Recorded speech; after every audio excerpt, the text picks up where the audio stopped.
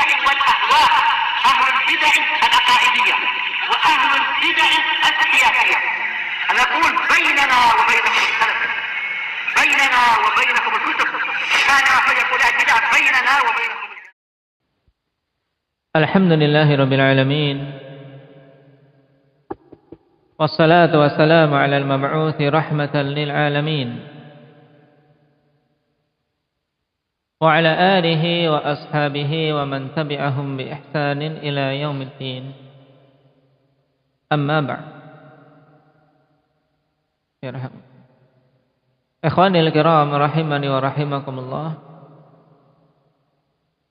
Pada pertemuan yang lalu kita telah membahas tentang sebagian nama-nama dari neraka. Dan setelah kita murajaah tadi bersama dengan tambahan yang kemarin telah disebutkan, sehingga ada 8 nama, yang semua itu ikhwani fillah nama-nama yang terkandung di dalamnya makna yang sesuai dengan keadaan neraka. Baik, ketika dinamakan Jahannam karena memang sangat dalamnya. Ketika dinamakan As-Sa'ir karena memang api yang begitu panas menyala-nyala, dan seterusnya. Yang tentunya ketika kita mempelajari yang seperti ini, ikhwani fillah, tujuan utama bukan hanya sekedar kita menghafal nama. Mudah dan banyak manusia mampu untuk menghafal nama. Bahkan mungkin hafalan kita dibandingkan dengan mereka yang menghafal rumus-rumus kimia, menghafal nama-nama sesuatu dalam bahasa Latin dan seterusnya, yang belajar kedokteran jauh hafalan kita dibanding mereka. Tapi yang diinginkan ketika mempelajari ilmu din bukan hanya sekedar hafalan, tapi bagaimana sesuatu yang telah kita ilmui tersebut kemudian menimbulkan dampak bagi hati kita dan kemudian terwujudkan pada amalan kita. Itu yang penting. Sehingga ilmu din tidak bisa seseorang berpikir matematis kok. Dalam artian saya belajar sekian, hasilnya sekian, nanti dapat sekian. Nah, oleh karena itulah banyak orang-orang yang mungkin ketika belajar ilmu dunia dia level IQ-nya ujiannya cum laude. Nah, sangat pintar. Tapi gantian ketika mempelajari ilmu agama sulit. Kenapa? Karena ilmu agama taufik dari Allah Subhanahu wa taala. Oleh karena itulah ikhwan, dalam belajar agama jangan hanya sekedar menggunakan logika. Dalam artian semakin banyak materi yang diambil, semakin banyak ilmu dan seterusnya. Adapun faedah, ya, faedah yang didapat banyak, tapi kalau ilmu belum tentu, ya. Karena ilmu yang hakiki, ilmu yang bermanfaat. Ilmu yang bermanfaat. Kalau hanya sekedar ingin mencari faedah, baca di internet banyak. Nah, hanya sekedar mengikuti channel-channel Telegram, banyak faedah ditulis, bahkan mungkin setiap hari. Zaman sekarang, ikhwan, ditulis penukilan-penukilan ini dan itu faedah banyak. Kalau hanya sekedar mencari faedah, tapi yang dicari ilmu. Makanya butuh talabul ilm. Dan ilmu para ulama semenjak dulu dan sampai sekarang, mereka senantiasa menganjurkan kaum muslimin untuk mengambil dari afwahir rijal, dari mulut-mulut para pengembannya,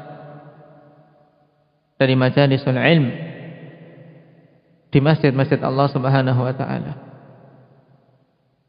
Ini hal penting yang pada zaman sekarang banyak manusia, ikhwan, terlalaikan darinya.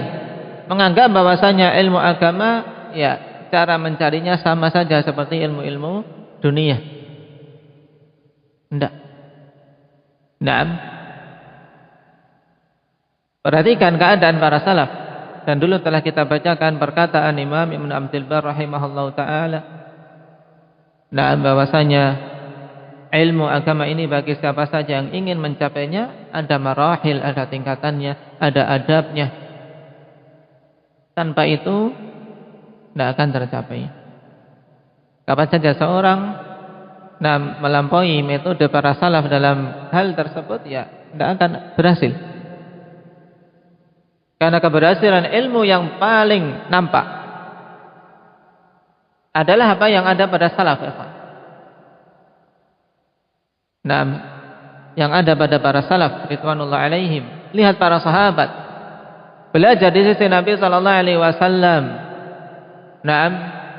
Beberapa hal, beberapa materi mereka ambil, tapi ketika bermanfaat mereka menjadi apa?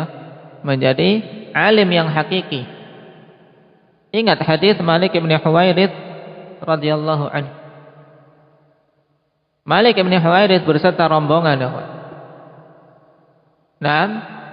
dalam keadaan mereka para pemuda-pemuda datang kepada Rasul sallallahu alaihi wasallam berombongan ingin menuntut ilmu 20 hari itu. Datang pada Rasul setelah 20 hari, Nabi sallallahu alaihi wasallam melihat keadaan mereka sudah rindu dengan orang tuanya, rindu dengan keluarganya. Akhirnya dianjurkan untuk menengok. Dan apa? 20 hari menuntut ilmu. Kalau zaman sekarang 20 hari dapat apa? Tapi tatkala 20 hari yang mereka ambil dari hisi Nabi sallallahu alaihi wasallam dan Allah berikan manfaat padanya, Nabi sallallahu alaihi wasallam perintahkan mereka apa? Irji'u ila ahlikum wa aqimu fihim wa 'allimuhum. Pulang kalian ke keluarga kalian, tinggal bersama mereka dan ajari mereka. 20 hari menghasilkan ilmu yang bermanfaat. Ini yang kita cari. Ilmu yang bermanfaat, bukan sekedar kebanyakan teori. Tidak hanya sekedar teoritis. Ilmu yang bermanfaat, sehingga ketika dia menjadi orang tua mampu membimbing anaknya. Posisikan diri kita semua ikhwani fillah sebagai apa? Sebagai pengajar, sebagai guru bagi anak-anak kita. Karena kita penanggung jawab mereka. Jangan sampai pola pikir kita sebagaimana pola pikir kebanyakan manusia. Dalam artian, yang penting anakku yang belajar, abi tugasnya mencari ma'isyah. Ini keliru ya. Kita kelak akan dibangkitkan sendiri-sendiri sesuai dengan ilmu yang ada pada kita. Dan kita pun terkena perintah dari Allah Subhanahu wa taala, fa'lam annahu la ilaha illallah. Untuk apa? Berilmu. Kita juga termasuk mereka-mereka dari hamba-hamba Allah Subhanahu wa taala yang derajatnya di sisi Allah sesuai dengan kadar ilmunya. Maka mari berlomba-lomba untuk membekali diri dengan ilmu. Karena yakin seorang yang ada pada dirinya ilmu akan ada semangat juga untuk mengajari anak-anaknya. Bukan hanya sekedar yang penting cari uang, masukkan anak ke tempat belajar, ke sekolah atau madrasah, ke pondok, sudah setelah itu tidak belajar orang tuanya. Keliru dan rugi. Karena kita juga dituntut, dan tentunya orang-orang yang punya cita-cita tinggi kelak, dia berusaha untuk mencapai derajat tinggi di sisi Allah. Yarfa'illahu alladhina amanu minkum walladhina utul ilma darajat. Allah akan mengangkat derajat orang yang beriman dan yang diberi ilmu. Apakah kita tidak ingin memiliki derajat tinggi di sisi Allah Subhanahu wa taala? Maka ijtahidu ikhwani fillah, dan banyak-banyak berdoa untuk memohon ilmu yang bermanfaat untuk diri kita, untuk keluarga kita, untuk anak-anak kita.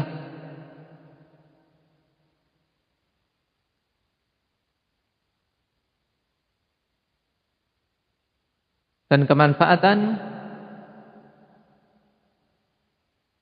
terwujud dan terlihat ikhwan dalam apa? Dalam amal yang dinampakkan, dalam amalan yang nampak pada anak. Kemudian perubahan sikap yang semakin baik, perubahan akhlak menuju kepada akhlak yang semakin mulia, dan seterusnya. Kapan saja kok mendapati anak belajar lama tapi malah semakin tayyib, besar kepala, semakin timbul menyombongkan diri, aku lebih pintar dari abiku. Ini berarti kegagalan. Satu sisi gagal dalam mendidik anak. Akhirnya malah dia direndahkan oleh anaknya. Abiku tidak bisa bahasa Arab, aku bisa. Akhirnya diremehkan. Berarti gagal. Padahal kalau toh seandainya dia memang lebih pintar, dia bisa bahasa Arab, bisa ilmu ini, bisa ilmu itu, orang tuanya belum bisa. Kalau memang ilmu pada anak ini bermanfaat, dia akan tetap menganggap orang tuanya yang memiliki jasa terbesar untuk dirinya. Tidak akan pernah timbul peremehan pada orang tua. Ini juga penting, kapan saja ada pada diri kalian, ikhwan, peremehan pada orang tua kalian, orang tuaku bodoh. Ini hati-hati. Hati-hati jangan sampai kalian angkat diri kalian di atas orang-orang tua kalian. Jasa mereka tidak bisa kita balas, walaupun seumur hidup kita mengusahakannya. Sampai kita mendapati mereka sebagai budak, kemudian kita merdekakan, itu kesempatannya tertutup.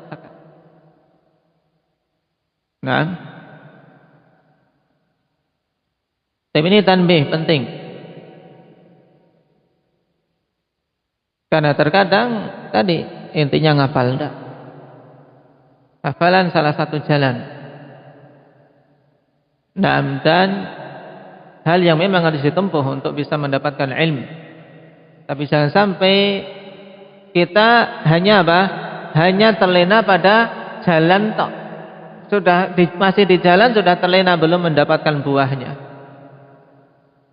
Buahnya ketika itu membuahkan amal. Kita menghafal nama-nama ini, mempelajari nama-nama neraka jahanam misalnya, untuk bisa membuahkan rasa takut pada Allah Subhanahu wa taala.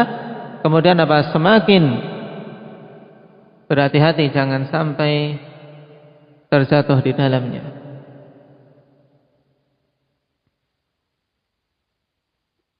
Sekarang kita masuk pada poin berikutnya.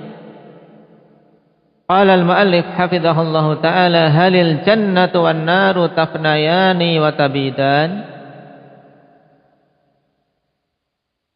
Apakah surga dan neraka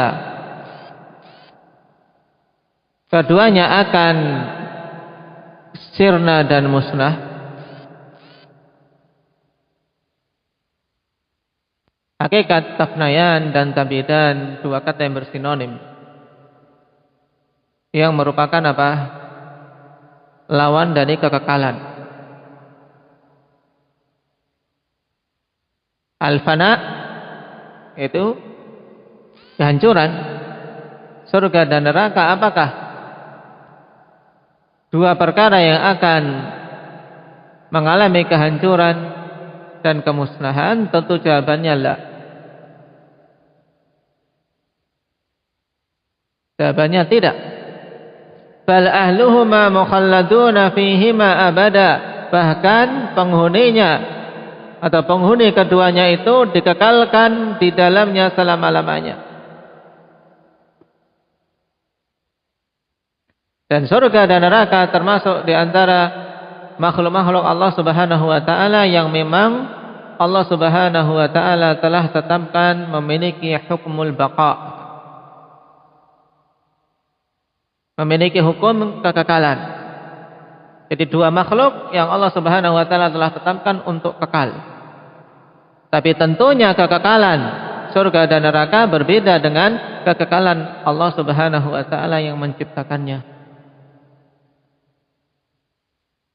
Sebab tidak ada bandingannya antara kekekalan makhluk dengan kekekalan Al-Khaliq.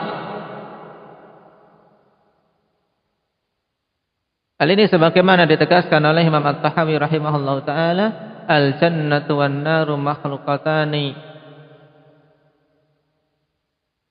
al-an la tafnayani abadan wa la tabidan.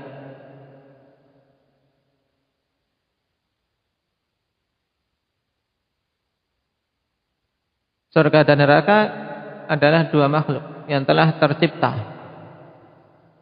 dan keduanya tidak akan pernah hancur selama-lamanya, tidak pula akan musnah.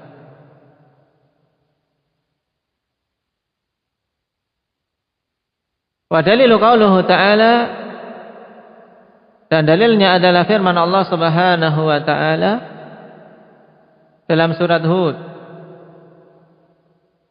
ata'an ghaira majdud. Yang kelengkapannya Allah Subhanahu wa taala dalam ayat ini menegaskan tentang keadaan hamba-hambanya yang berbahagia.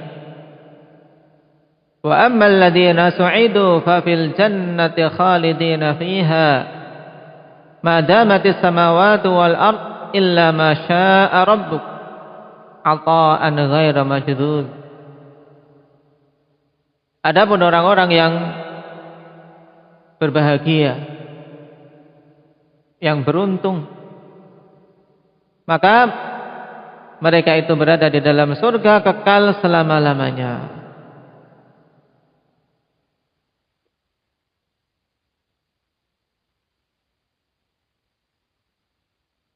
Kekal selama-lamanya. Adapun makna kelanjutan ayat madamatis samawati wal ardu illa ma syaa rabbuk, bukan berarti akhwan kekekalan tersebut kekekalan yang terbatas, tapi kekal tidak ada akhirnya. Nah, jadi pengecualian di sini yaitu pengecualian kecuali golongan atau sebagian golongan yang diakhirkan masuk ke dalam surga dikarenakan mereka harus mendapatkan hukuman terlebih dahulu di neraka, sehingga masuk ke dalam neraka pada waktu yang telah ditentukan, kemudian setelah itu keluar darinya. Nah, kemudian Allah katakan bahwasanya kenikmatan surga tersebut semata-mata adalah ata'an, pemberian dari Allah. Jadi itu pemberian ya Pak. Bukan kemudian kita merasa bahwasanya amalan kita sudah cukup untuk menebus surga. Tidak akan ada bandingannya Pak. Amalan kita sangat kecil. Oleh karena itulah yang kita harapkan anugerah dan pemberian ini dari Allah Subhanahu wa taala. Ata'an ghaira majdud, sebagai bentuk pemberian yang sifatnya ghaira maqtu'in. Ghaira majdud ay ghaira maqtu'in, tidak terputus. Tidak terputus. Yang menunjukkan bahwasanya berarti nikmat tersebut akan terus-menerus berlangsung.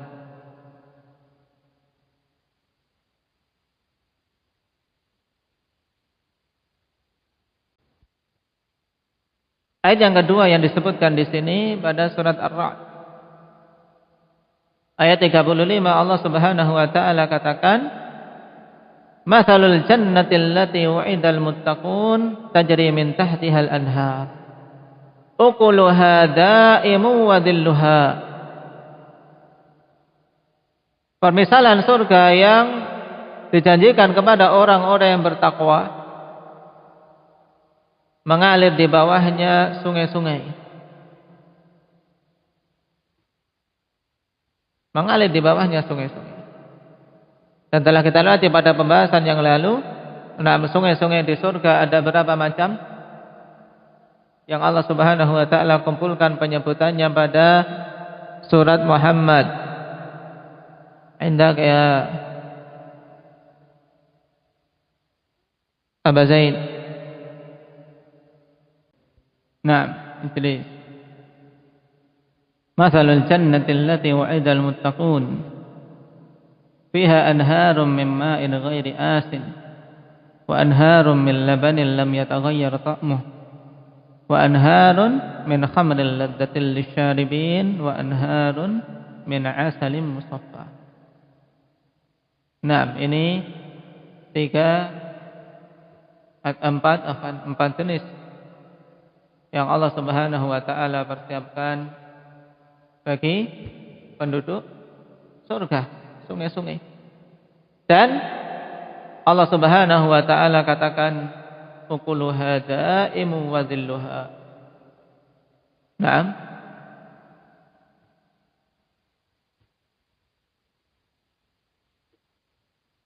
Ukuluha ay samaruha, yaitu buah-buahan.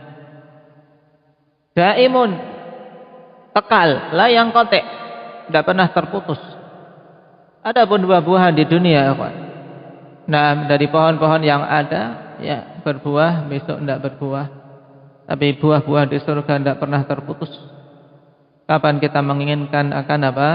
Akan mampu mengambilnya dan ada. Demikian pula wazilluha, teduhan dari pohon-pohon yang ada di sana. Zil, tempat yang paling nyaman untuk seorang mencari apa? Mencari lindungan dari apa? Perlindungan dari teriknya matahari. Tidak ada tempat yang senyaman ketika berada di bawah pohon yang rindang. Bawah pohon yang rindang dengan udara yang segar, teduh. Nah, dan teduhan yang ada di surga la yazulu wa la yanqus, tidak akan hilang dan tidak akan berkurang. Nah, berbeda dengan yang di dunia, ikhwan. Di pagi hari teduh, mungkin di siang hari berkurang menjadi panas dan seterusnya. Adapun di surga ukuluha da'imun wa dhilluha. Tilka uqbal ladzina taqaw wa uqbal kafirin an-nar. Itu adalah tempat kembali bagi orang-orang yang bertakwa dan tempat kembali orang-orang yang kafir itulah neraka. Syahidnya apa? Ukuluha daimun. Daimun ay apa? La yang qati', tidak akan pernah terputus. Yarhamukallah. Ayat yang ketiga, wa qauluhu ta'ala walladzina amanu wa 'amilus salihati sanudkhiluhum jannatin tajri min tahtiha al-anharu khalidina fiha abada. Dan orang-orang yang beriman serta beramal saleh akan kami masukkan ke dalam surga-surga yang mengalir di bawahnya sungai-sungai. Mereka kekal di dalamnya selama-lamanya. Ini berhubungan dengan surga dan begitu banyak dalil yang menunjukkan tentang kekalnya surga. Dan siapa saja yang masuk ke dalamnya tidak akan pernah mungkin untuk apa? Dikeluarkan. Untuk surga yang apa? Yang kelak menjadi apa? Penghuni hamba-hamba Allah Subhanahu wa taala setelah tegaknya hari kiamat. Nasallallahu azza wa jalla ayudkhilana jannatah wa yuwaffiquna lima yuhibbuhu wa yardah walhamdulillahi rabbil alamin.